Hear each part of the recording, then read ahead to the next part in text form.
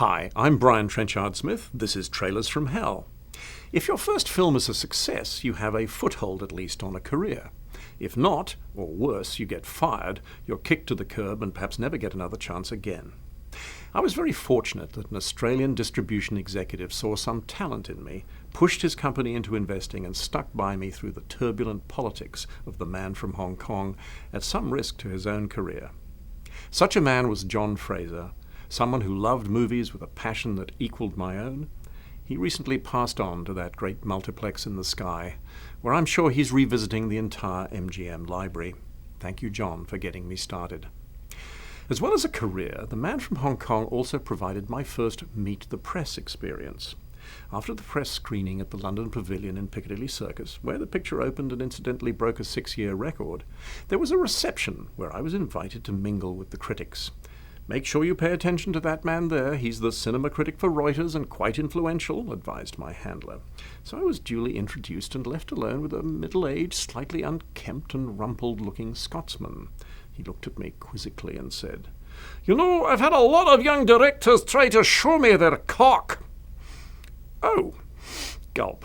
What an interesting way to start a conversation, I thought. He went on, "But you did not."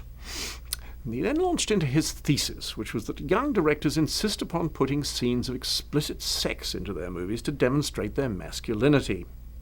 He seemed to have missed the nudity in the two love scenes, one emphasizing the hero's capacity for repeat business, the other indicating that he was headed south of the border. Way to go, mate. Shows you how muddle-headed critics can sometimes be. In fact, my metaphorical cock was out there front and center in concept and execution. Super tough hero clobbers 28 bad guys, beds beautiful women, QED. The thrust, if you will, of the man from Hong Kong was pure machismo fantasy. My original script was entitled Yellow Peril.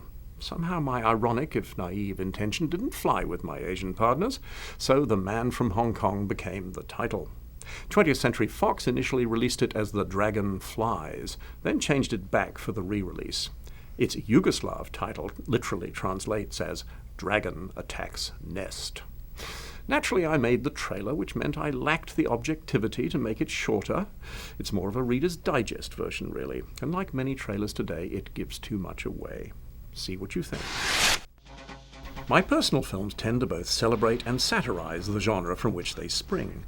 I was always amused by the crypto-fascist superhero causing extensive property damage, not to mention loss of life, in his quest for justice. Death Wish, Bond, Dirty Harry. It's a regular dish on cinema's diet. So what if Dirty Harry came to Sydney on a routine extradition and wrecked the place by going after a Bond-style villain? What if the villain was played by former James Bond George Lazenby? What if the hero was Chinese and the Australian characters reacted to his activities with typical Asian stereotypes? That would be an interesting genre cocktail, I thought. Shaken, not stirred, of course.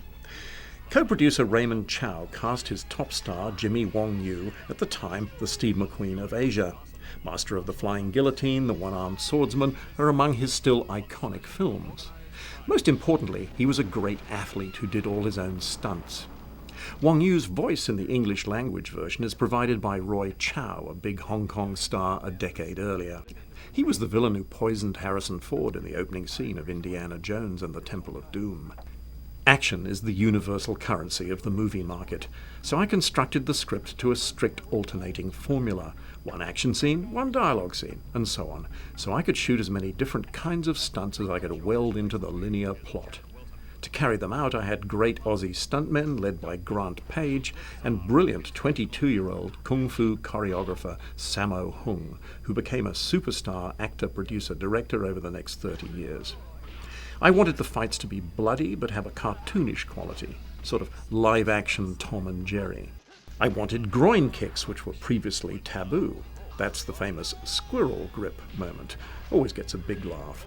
Part of a 9-minute assassination chase and fight between Grant Page and Wang Yu that is a standout sequence. Grant's greatest contribution to the film is his spectacular hang gliding, which he carried out over Hong Kong and Sydney. The man from Hong Kong knows no rules. Everyone he runs across is never quite the same again. Renowned character actor Frank Thring He was Pontius Pilate in Ben-Hur, he ordered Tony Curtis's hand cut off in The Vikings, and he added an amusing campiness to a routine part.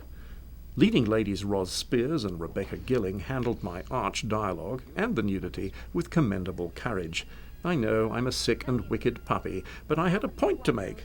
Generally, it's a white hero bedding Asian girls in this type of picture. I wanted to emphatically reverse that stereotype. This is nice. What did you expect? Acupuncture? Roger Ward provides the feed line so I could have some fun with subtitles and make the audience understand in the pre-credit sequence that this was a tongue-in-cheek movie full of over-the-top mayhem and wry asides. Both he and Hugh Keaysburn understood the comedic subtext, though Fox did not, and cut this great scene between Hugh and Wang Yu on the grounds that Americans would not decipher the accent. Give me a break. But ultimately, the non-stop action, the vigor of its staging, and the movie's sense of fun overrides its faults. And that's why The Man from Hong Kong continues to entertain audiences 35 years on.